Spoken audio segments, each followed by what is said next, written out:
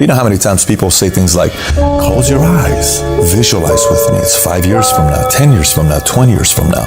What does your house look like? What does your car look like? Imagine having a house with a swimming pool and it's a 4-story, you got elevator, you got this view, okay, that's great. But how about we do it a different way? Close your eyes, go 20 years from now, and you don't do nothing. You stay the same as you are today. How many divorces you got? What happened to your family? How about the people that said you're gonna quit and they say, I told you so? Every single time you have to appease to their opinion becoming factual because you gave up on your dreams. Say, that's the real exercise.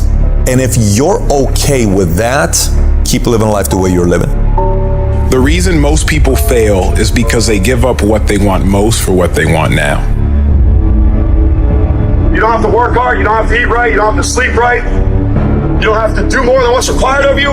You don't have to do anything that you don't want to do. But you also don't have to win. You don't have to be a success in life. And that's why so few people achieve great things. Because they don't want to sacrifice, they don't want to discipline for something greater. So you see all these people that have great things in life that you look up to, it's because they were sacrificed and disciplined long before you ever knew them.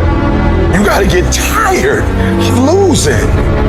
At some point, you gotta be fucking tired of not being number one.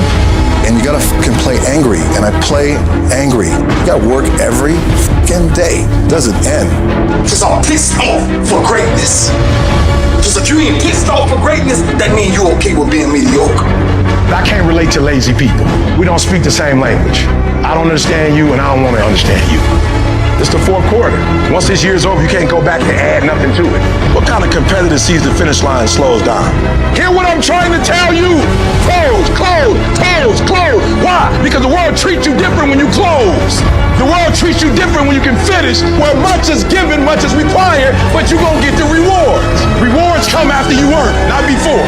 The only place where success comes before work is in the dictionary. You look for excuses. Look for solutions. That's what winners do. Losers are always looking for the excuse. Well, the winner looks for the solution, man. Why don't we put the energy into the dreams that can be? The reason why you're doing that, if you are, you're not working hard enough, you're not studying hard enough, you're not burning the midnight oil every night, which prevents you from staying awake in the midnight hours later in life wondering what it could have been. You erase that through all of this payment, guys. It's free. You don't need to shoot up for it, you don't need to snore it, you sweat for it. And then when you leave here, it's an abdominal will that's been nurtured.